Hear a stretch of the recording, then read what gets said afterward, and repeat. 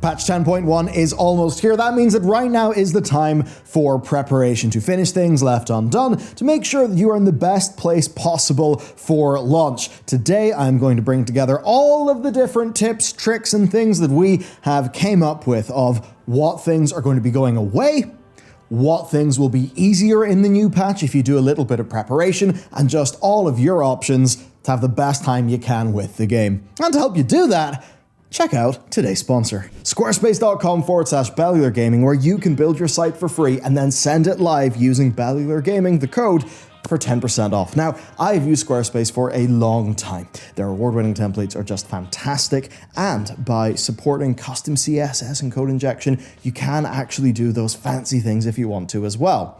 But all with the peace of mind of knowing that they've got fully featured e-commerce, memberships, mailing lists, and even more built in. They make the daunting easy. And as a business owner, as an example, I notice when people stand out. When somebody has a really nailed down personal brand, a professional looking portfolio, right? All of those things improve your prospects and help you stand out in what is a pretty damn crowded world. When you share a link to your site, that forms somebody's first impression of you digitally, so make that count with Squarespace. And it's not just your portfolio. I mean, Squarespace now even supports creating a free link in bio site, which is brilliant for tying together your whole digital presence and just throwing it in whatever social media site you're using. Dead handy. Something you just know you can always link people to. I mean, I've used them for our job site, as an example, the one for our game project as well, and with their extensive and watertight features, I would recommend Squarespace to anyone. So hit up squarespace.com/Bellular Gaming. Once you go there, you can build your site for free, right? And then, if you want to send that live to the internet, you can do so with 10% off an annual plan with code Bellular Gaming. A big thank you to Squarespace for supporting the channel. They've actually signed for the whole year, which honestly does also just really help. They've genuinely supported us a lot over the last while. So yeah, they're cool people. With that said, let's get going.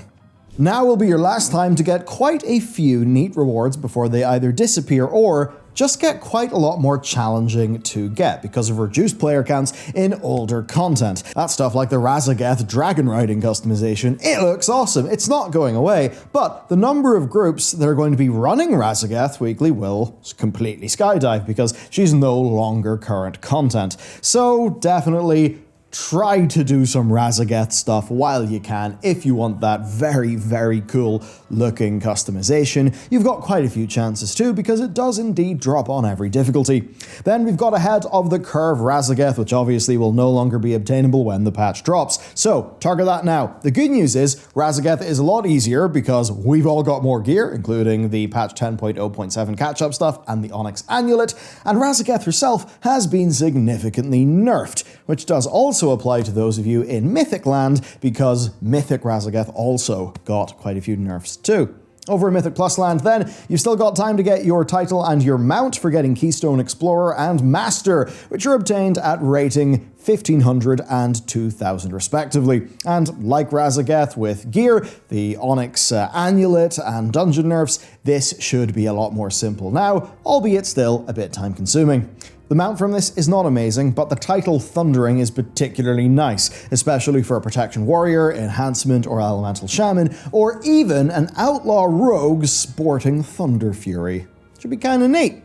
For PvP, there are a bunch of elite appearances that are going away, including the customization, but realistically, getting up to like 1800 rating from 0 is going to be pretty damn hard unless you're a PvP veteran or somehow are genetically gifted for PvP, which I am not. But if you've only got a few hundred rating to obtain, now is a good time to try to wreck all the noobs who are also trying to beat FOMO.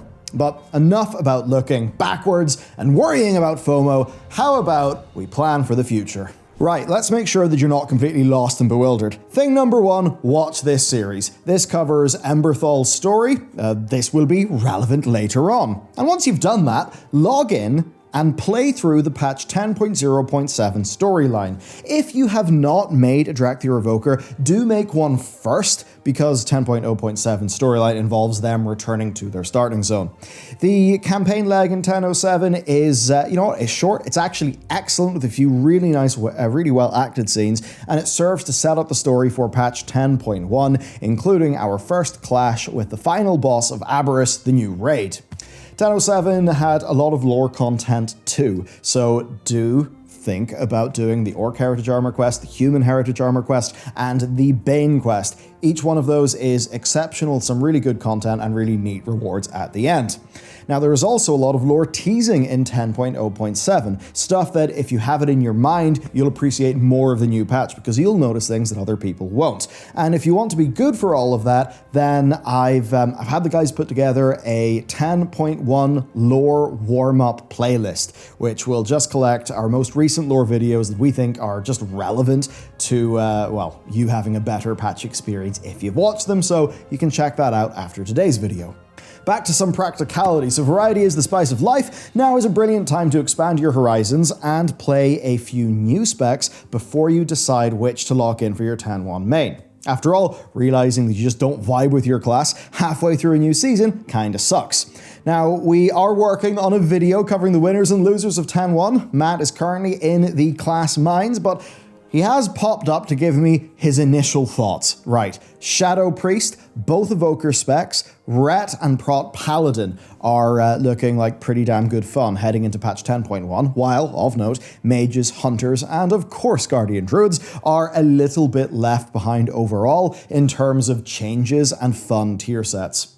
Priest is an overall great pick. I'm a bit biased because I currently main one, but particularly our tier set this season looks pretty damn god tier. Frost DK is also a silent winner because of some recent changes, while Warlocks are being suspiciously silent on Twitter, which maybe means that they're probably going to be a bit busted and they're trying to keep the lid on it and keep the attention off themselves for a while. Though Destro does look locked into using Channel Demon Fire because of its tier set, so if you hate that ability, maybe you won't enjoy it as much. Also, any agility polearm users are a pretty good shout, and that's because there's a very rare polearm in this new raid that looks like a hell of a lot of fun to have, though of course, that only matters if fortune shines in your favor. Okay, we've got a video on all the big class changes coming soon. The best part here is, though, that with the new upgrade system that Blizzard are adding in the next patch, gearing alts is going to be even easier and faster than almost ever before. So maybe pick a few specs that you just want to keep in your back pocket. You probably won't regret it. A bonus thing to do, by the way, is to decide if you want a race change or maybe level a new character if you want to see how the other side live, because of course, cross-faction guilds are a feature in patch 10.1, and that means that, hey, if you always wanted to be a Volpera and raid with your alliance friends, with the Guild of Worgen, but you just don't fit in because you don't want to be a Worgen, you want to be a Volpera instead. Well, you can do it, goddammit.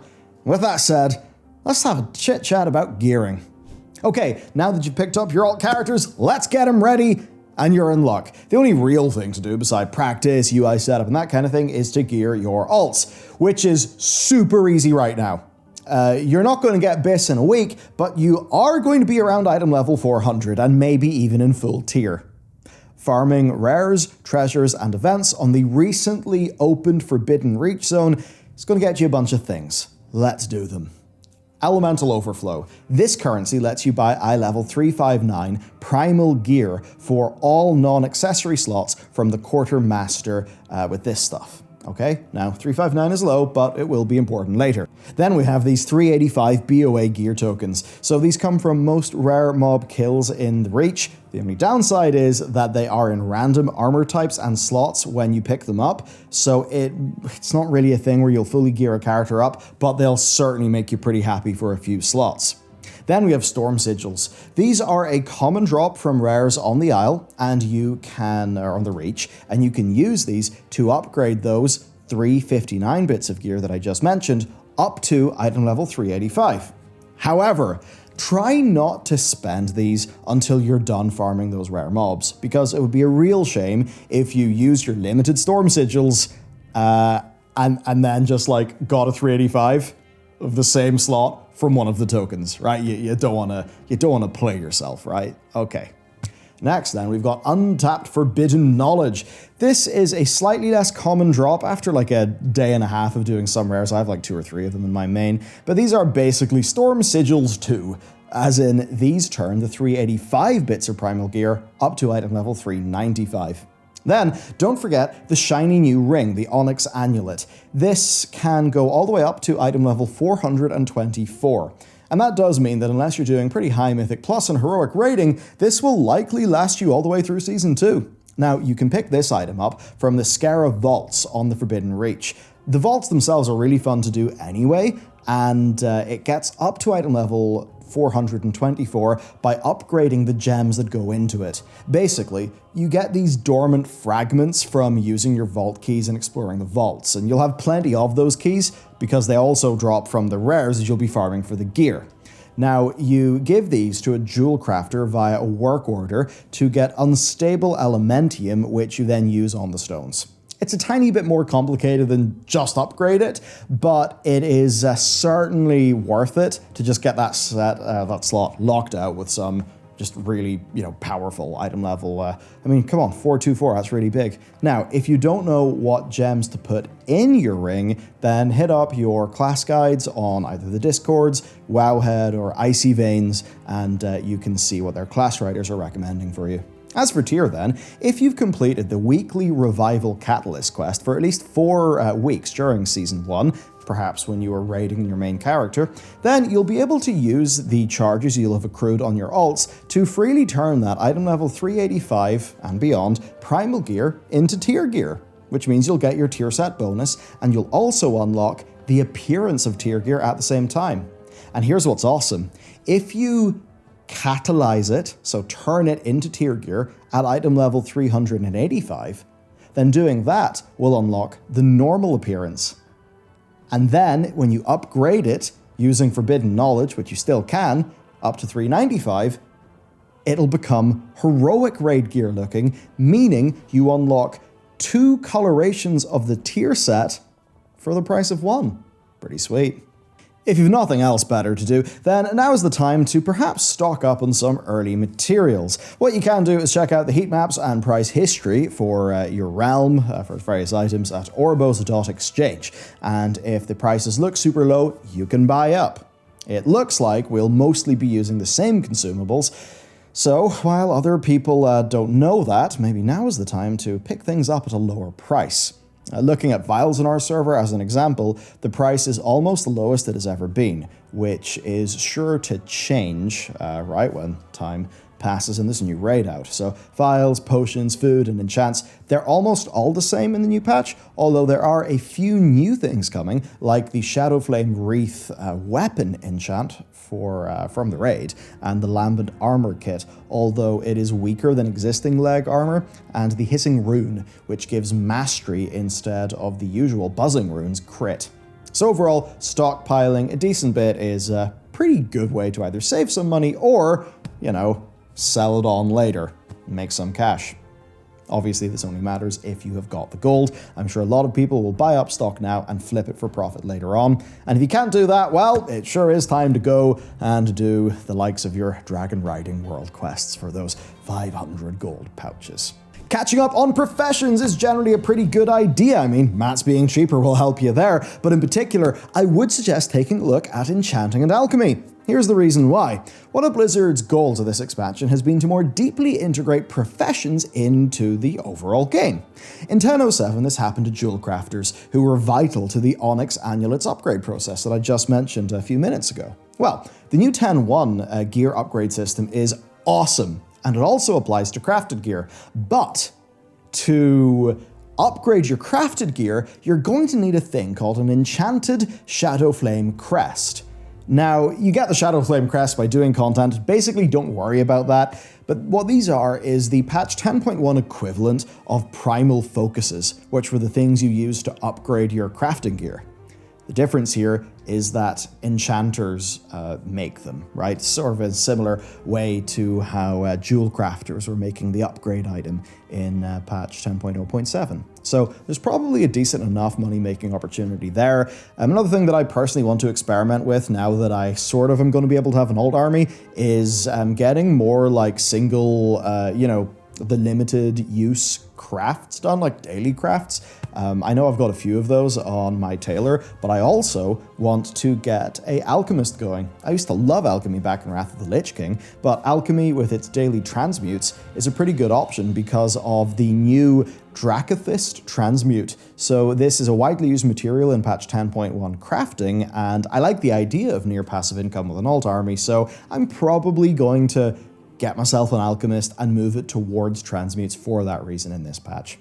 The next thing I recommend you do is get your affairs in order.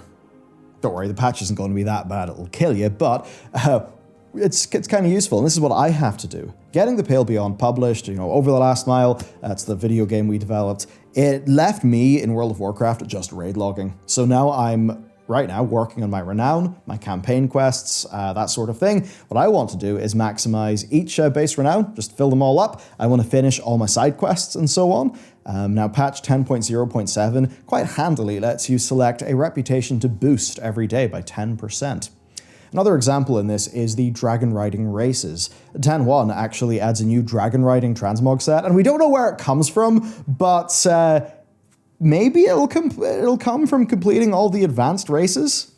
That kind of seems like a likely candidate. And you know what? Getting all the advanced races in a gold, like a gold time, it's actually no mean feat and is really fun. Beyond that, it's the usual. Clean out your bags. Come on, you've been putting it off. Finish your quests.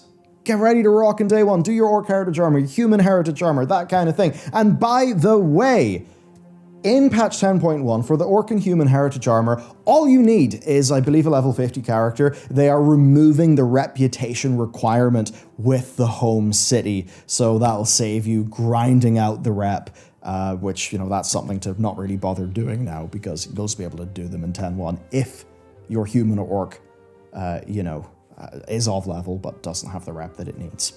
Also, if you want to revamp your UI, absolutely do it now and be ready to go, not having to tweak your UI on launch day. If you want some help there, you can check out our UI guide, our top settings to change guide, which will be particularly useful if you're a newer player to the game, and also our add-ons video. They'll be linked somewhere. And finally, take a break! Yeah, this is a way to prepare. Just spend the next while doing anything other than World of Warcraft. Seriously, the amount of good video games right now is totally stupid.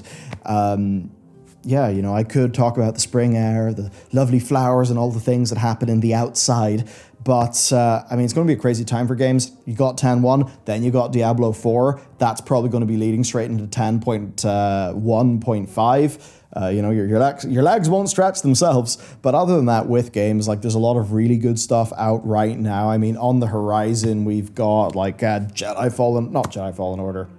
The next one, the sequel to that, you've got the Resident Evil 4 remake. I've been playing Freelancer, the 2003 space game. Do what you want. Have some fun. Chill out. World of Warcraft will still be there when you come back. And so will me and the rest of the team. We're, of course, always working out how we can get you guys more content and better content. We got big old plans for 10.1, so subscribe to get all that 10.1 goodness as the weeks roll on. There's been a whole constellation of videos I've recommended to you within this one, especially in the lore front to help you actually enjoy this patch, so consider checking them out. And with that said, thanks for watching, and I'll see you next time.